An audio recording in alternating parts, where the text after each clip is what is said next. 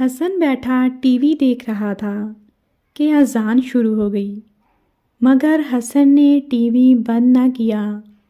T V کی آواز سن کر حسن کی ماما اس کے پاس آئیں اور اس سے کہا، حسن بیٹا ٹی وی بند کر دو، اذان ہو رہی ہے۔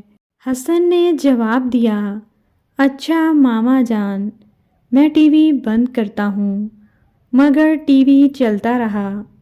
ماما نے تیز آواز میں کہا، حسن ٹی وی بند کرو۔ حسن نے پھر کہا، ابھی کرتا ہوں، مگر ریموٹ نہیں مل رہا۔ اتنی دیر میں وہاں فاطمہ اور مریم آ گئیں۔ فاطمہ رو رہی تھی۔ اس نے اپنی ماما سے شکایت کی کہ مجھے مریم نے چٹکی کاٹی ہے، جبکہ مریم چلانے لگی، پہلے مجھے فاطمہ نے دھکا دیا تھا۔ اسی بحث و تکرار میں اذان ختم ہو گئی اور کسی نے بھی اذان نہ سنی۔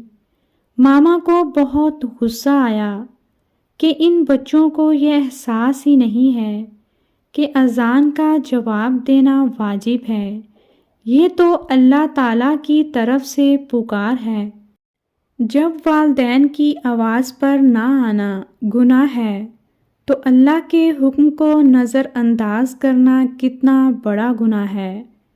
ہمارا فرض ہے کہ تمام دنیاوی کام کاج چھوڑ کر پہلے اذان کا جواب دیا جائے، پھر نماز کا اہتمام کریں، اس کے بعد دنیاوی کاموں میں دلچسپی لیں۔ میں تم سب کی شکایت تمہارے پاپا کو لگاؤں گی کہ تم لوگوں نے آج کیا کیا۔ رات کو جب ان کے پاپا آئے تو ماما نے سارا قصہ کہہ سنایا۔ ماما نے سب بچوں کو آواز لگائی۔ جب سب بچے آ گئے تو پاپا نے بتایا، پیارے بچوں، دنیا میں سب سے زیادہ بلند ہونے والی آواز اذان کی ہے۔ یہ واحد آواز ہے جو ہر لمحہ دنیا میں گونجتی رہتی ہے۔ اس کا جواب دینے والے پر فرشتے رحمت برساتے ہیں، اللہ تعالیٰ کی رحمتیں نازل ہوتی ہیں۔ سب سے بڑی بات یہ ہے کہ جتنا ثواب اذان دینے والے کو ملتا ہے، اتنا ہی ثواب گھر، دفتر یا باہر کہیں بھی بیٹھے فرد کو اس کا جواب دینے سے ہوتا ہے۔ پاپا نے انہیں ایک تاریخی واقعہ بھی سنایا۔ خلیفہ ہارون الرشید کی بیوی ملکہ زبیدہ نے مکہ شریف اور مدینہ شریف کے درمیان حاجیوں کی سہولت کے لیے ایک نہر کھدوائی تھی۔ خلیفہ وقت نے اس کا نام نہر زبیدہ رکھ دیا۔ جب ملکہ زبیدہ کا وصال ہوا تو ایک معزز عورت نے ملکہ کو خواب میں دیکھا اور پوچھا، تیرے ساتھ خدا نے کیا معاملہ کیا؟ ملکہ نے کہا، اللہ تعالیٰ نے مجھے بخش دیا۔ اس عورت نے پوچھا، کیا نہر زبیدہ کی وجہ سے؟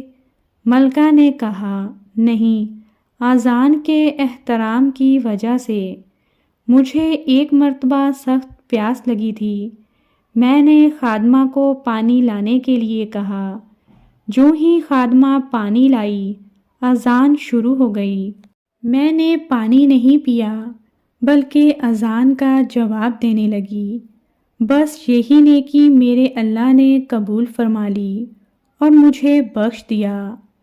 دیکھا بچوں، اذان کا احترام اور جواب دینے پر اللہ تعالیٰ اپنے بندوں کو کتنا بڑا انعام دیتا ہے۔ سب بچوں نے وعدہ کیا کہ آئندہ وہ اذان کا احترام کریں گے۔ میری بھی تمام بچوں سے گزارش ہے کہ اذان کا احترام کریں اور نماز بھی پابندی سے پڑھیں۔